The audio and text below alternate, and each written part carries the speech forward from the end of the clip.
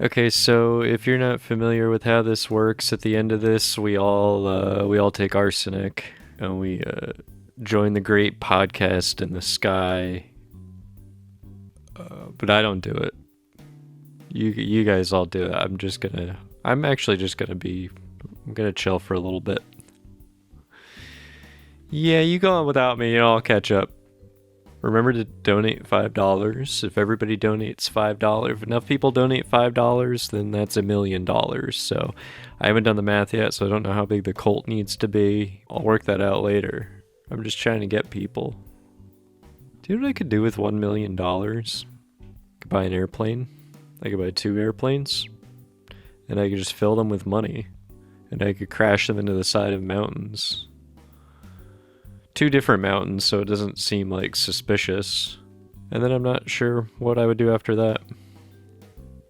And in the cult, we're gonna just have fun and let loose and be yourself. You don't have to do anything except die. But before that, it's up to you. You can do whatever. As long as you give me $5. We worship one entity only. That's right, our man Abraham Lincoln, who does appear on that wonderful note of ours known as the $5 bill. Look, I'm having a really hard time. I'm really struggling. I didn't get a lot of sleep. So, if I actually do start a cult, my excuse is I'm tired. Oh, I didn't know what I was saying. I wasn't thinking. It is cool, like, when you wake up really early on, and you have 2 hours of sleep, it's like you're just simulating having dementia. Frankly, it's like each individual word, I know all the words, but then it's like putting them together, having to make a sentence out of them. It just seems like overkill. These are great words. These are fine words. You don't want to muddy them by putting them next to some shitty word, you know? For example, you put the there, or of. These are shitty words. They're only there for necessity, you know? And here's the thing. I defy you to define the word the. I know it's in the dictionary. I know it has to be there. This is what the first thing you learn. Like when you're a kid, you go on Google and you're like, what does the mean? Gotta start with the basics. Denoting one or more people or things already mentioned or assumed to be common knowledge. It's called a determiner. Are there other determiners? A determiner, such as the, is a word that modifies, describes, or introduces a noun. So it's the noun's hype man, essentially. That should be the definition. Well, if you're an infant and you haven't grasped what these concepts are yet, then, you gotta find out somehow. Might as well be right now. You gotta learn the eventually. You're not gonna get by with goo goo gaga forever. So, sure, it sucks that you have to use words like the and of and what, but you also get to say words like mahogany, rosewater, cilantro. So there's good stuff in there. I just came back from the water room where I got water. I call the kitchen the water room because that shit is always wet. It's really a problem. It's never going to be completely dry. You're always going to have a little bit of moisture in your kitchen, definitely in your bathroom. So what can you do? Call 1-800-MOLD. We'll come out there, we'll look at it. We're not going to do anything, but we'll look at it. We just like it. 1-800-MOLD. So Slurp on Lipstick is, he called out sick and I said, you gotta show up anyway. So he was sending me pictures of his vomit, which was refreshing because he sends me pictures of vomit every single day, but it's just usually not his. I think they're just pictures he finds online. But this time he said, hey, courtesy of yours truly. And I could tell it was his. I just knew. But he's someone we keep around because he's useful to society. If you don't know what time it is, you can't go to work. All I know is sun go up, sun come down, then moon go up, then moon go down, then sun come up. And I've been noticing this pattern. I mean, why should the planet revolve? I'm finally making my position known on this. I think the damn thing should just stay put, to be honest. Frankly, the solar system, it's a complete mess. What's with all these damn planets anyway? What are they really doing out there? What are they contributing? Does it make sense to just assume they're all just there by accident with no actual purpose at all? Does it make sense to assume that? I don't really think it does. I think it would be more outlandish to claim one thing just happened to happen on this one planet, and that's the only thing that's really significant at all. And then there are just like 50 quadrillion more where it's just kind of boring. Things almost always need to be caused. I don't think the causal structure happens to coincidentally break down ontologically at the same point where our ability to investigate it also drops off. Because you can't go back, 13.8 billion years. But if you have ideas for how to improve the solar system, let me know. I'll consider them. We can take one planet out. We can do a Death Star laser at them if we think they don't look good. I mean, all the planets are pretty cool, but the one I guess I would want to lose, it would be Mars. I don't think anything's going to be happening on Mars ever again. It really looks like it's over for Mars. Time to call it quits. Now the gas planets, I don't know what the fuck's going on with those, but I want to see what happens. Give it a few billion years, maybe they'll turn into cotton candy. Maybe there's a specific molecular interaction that can occur in space that creates just a random event that randomly creates cotton candy. That doesn't seem any more insane than saying every single thing that came to exist, the ultimate cause of it was just a random thing that happened. So then why would saying anything happening randomly be hard to believe? If we're saying literally everything exists because of some random thing that happened, and there was no purpose for it whatsoever. So why can't cotton candy just form in space? But yeah, I'm thinking we'll just get rid of Mars. Alright, now that that's settled, we got the host of a fan favorite segment. Just one fan. One guy likes it. We're just doing it for him. Shout out to Gus in Iowa. Big fan of Slurp. Gus, I'm gonna tell you what I'd love to do is I'd love to fly out here, put you in a plane and crash it right into the side of a mountain. To be perfectly honest, it would be a less disappointing outcome than actually meeting Slurp Von Lipstick in the flesh. Never meet your heroes, He might seem larger than life, but when you meet him on the physical plane, you actually kind of realize he's somehow smaller than life. He almost barely exists. And it's sad, but that's his life. That's a result of his choices. Just becoming an absolute freak for time. Just an absolute slut for it. But first, Andy's Candies. Want to eat some candy for breakfast? Go ahead, Andy's Candies. Put it in cereal. You can put Andy's Candies in a bowl full of milk and fill it up. Who's gonna say anything? Andy's Candies. You never hear ads for Andy's Candies, so it's strange that they wanted to... I guess they're just going for the niche markets, the people who haven't heard of it yet.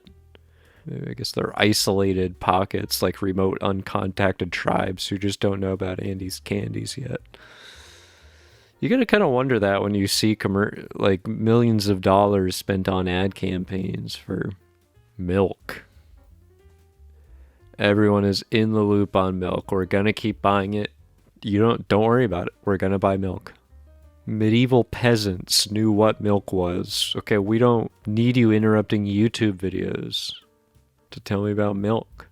And if you ever come to me trying to advertise water, I'm coming for you. If you try to sell me molecules, I'm gonna hunt you down. And I'm gonna bring you to my water room, and I'm gonna show you where the water comes from. No bottle involved, nothing. It just comes out of the tap. And if you live somewhere where you can't get it out of the tap, I don't have the capacity to think about that right now. This is like a 65% brain capacity. Whereas normally, I would put it at 80 to 85%. What are these numbers based on? Very well thought out calculations of how subjectively stupid I feel. The thing is, if I really am getting stupider, then my calculations aren't going to be correct, so I don't even know if those figures are right. Because again, I'm working with 65%. Well, might as well get Slurp Von Lipstick over with. The host of Time Check, he's going to come here, he's going to let you know what time it is. You might let someone else know what time it is. I don't know what's in the cards. I don't control fate. But ladies and gentlemen, Slurp Von Lipstick.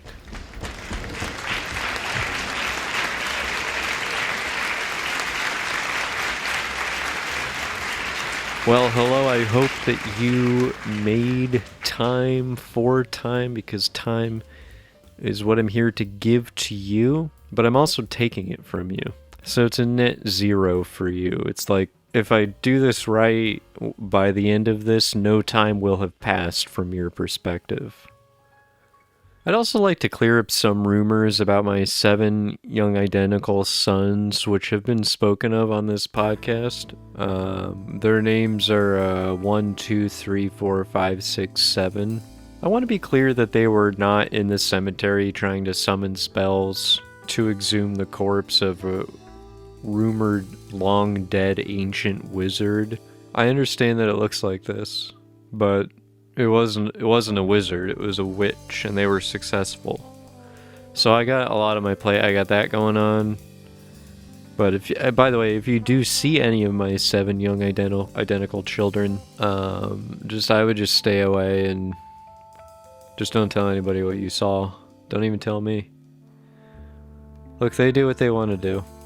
I can't interfere. I can't stop them. As for what time it is, well, time is just what keeps things going. It's what keeps things interesting. Paying close attention to each individual minute, each individual hour, and I'm nodding wisely as if I'm seeing something no one else can see, but I'm just looking at a clock. But I consider it deeply on a level that others don't. Sure, it's 9:30, but what does that mean? Maybe I'm going to reach out to somebody and give someone their own personal time check to improve their life. Well, we have here on the line Tall Jerry. He's also from Iowa. Hey, do you know Gus? How's it going, Tall Jerry? Yeah, that's my brother. I didn't even say his last name. There's only one Gus in Iowa. That's what it says on the sign. When you drive in here, it says there's only one Gus. What happens if a Gus is born? That's not allowed. That's not allowed. This isn't like a Chinese family policy thing, right? Like, well, there is a reputation to uphold. I guess Iowa is just one of those one Gus states, you know? There's some places you can go, you can't throw a rock without hitting a Gus. I guess Iowa isn't one of those places. Alright, so is there anything else that you want to tell us about yourself before I tell you what time it is, before I tell the world? You got a front seat ticket to this show. Is there anything you want to say to the world?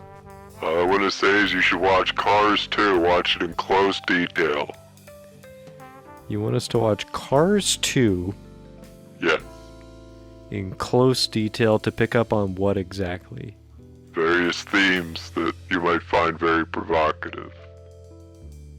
That's literally all that you want to say is watch Cars 2 because there might be subtext in Cars 2, but you're not willing to tell us what that subtext is? Look, you said I could say whatever I wanted, so I said whatever I wanted. Okay. Yeah, well, you got your message out there. One kind of unfortunate detail is that you being in Iowa means you're in a different time zone, and unfortunately I don't recognize the different time zones. My position on time zones is the one I'm in is the only one that's correct, and And all the other ones are fake. They don't even exist. You guys are just literally delusional. Okay, if you want it to be 4 o'clock instead of 5, you should go walk over there. What have we done to the world? What do you think about that, Tall Jerry? I think we should forget him completely. I think we shouldn't have minutes. We shouldn't have hours. We shouldn't have days. Alright, well, you're gonna hate what I'm about to tell you. Because it's currently 9:08 p.m. How does that feel, you time-hating son of a bitch? I gotta go pick up my salad. Shit, see ya. That's Tall Jerry picking up a salad at 9 o'clock at night. What kind of life is he living? Well, yeah, so that's the time. It's 9:08. I don't know. Something about that just felt empty. I thought there would be more to it. You know, maybe time check just isn't hitting like it used to. Maybe it's time to move on. Just kidding. That was literally the most incredible moment of my life. That's the best one yet. Well, I'm gonna head out. I'm gonna try to get a big net to see if that'll help catch my kids. It's hard for me to know what they're up to. They don't really communicate with me. I mean, the thing that really doesn't make sense about the whole thing is, why would a witch be buried? A witch would have been burned. I don't know. Raising kids is hard. I mean, ever since they came into my life, ever since they came out of that swamp and knocked on my door and said they were going to live in my house now, it's really been like a growing, you know, I've grown, they've grown. Not physically, though. They've always been the same size. And that's one of the things I like about them. They're just like, no, we're as tall as we want to be. Like, I kind of respect that. I have been Slurp Von Lipstick. I will continue to be Slurp Von Lipstick, even when I go. My name doesn't become different when I'm not doing time check. It's not like I leave and everyone's like, oh hey, it's Gus. Slurp Von Lipstick is not a stage name. It's my Christian name. Bye.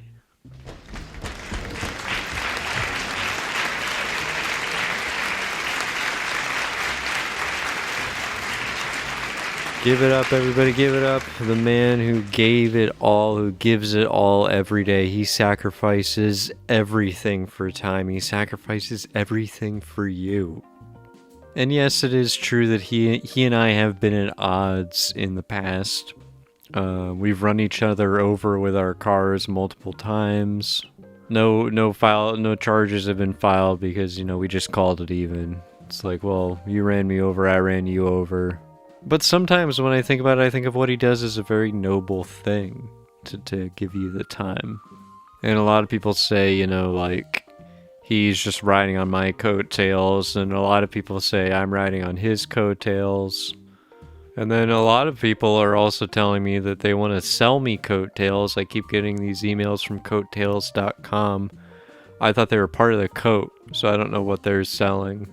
If we're riding anyone's coattails, it's Glass Johnson, my sidekick and co-host, my sentient drinking glass that cannot speak or communicate in any way, but is experiencing this moment alongside us, as I am told he is fully sentient and a fully conscious glass. I mean, Glass Johnson, absolute legend. He's what got me into this, you know? So I wouldn't be here without Glass Johnson, and none of us would. Because life would have no meaning. You know, I guess if you really want to sell me coattails, you can get at me. But I don't really want them.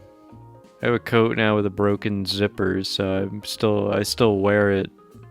Why can't a zipper just last forever? Maybe the mechanism is too complicated. Maybe we need to simplify it. What if it was just buttons? I mean, buttons are, you know, it's more time consuming, more work.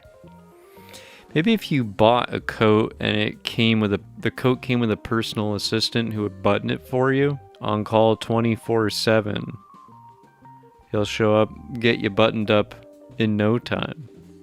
But unfortunately, he needs to travel light, so he has to actually have the coat on him and he has to wear it. So he'll take it off of him and then button it up on you. So you don't keep the coat in your home. It's a delivery service. And when he takes it off, he's not wearing anything underneath. And he kind of smells bad. And no one knows why that's the case. It seems to be his own personal decision.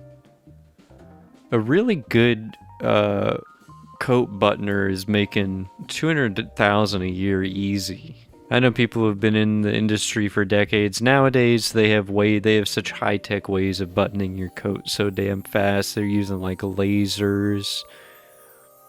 A lot of people say, you have to wait for him to show up with the coat. He might be across town. But it's worth the like face-to-face, personal, literal touch. Like it's some guy basically touching you. He's touching your clothes. Your clothes are part of you. So if you touch my clothes, you're touching me. Does anyone ever come up to you and just like fix your hood on your hoodie? I'm like, this isn't a problem that I care about enough for you to touch me. It's such a drastic measure for such a minuscule problem. I think there are just people who are like pathologically obsessed with identifying and solving problems. That they often see problems which aren't really there. My hoodie, it's not a problem. It's how if it's all pushed out and fucked up, that's how I choose to express myself. It's not an accident. Like if there's a problem with anything I'm wearing, I already have a coat buttoner. Or someone who will be like, hey, your shoe's untied, but it's not really untied. There's just like a lace that might be a little bit further out than what fits within the parameters of this fascistic shoe-based code enforcement that's taking place. Here's an interesting little factoid. I've never tripped over my own shoelace. It's never happened in my life. If it was gonna happen, it would have happened by now. So I feel like I have a pretty good handle on exactly how the shoelaces need to be.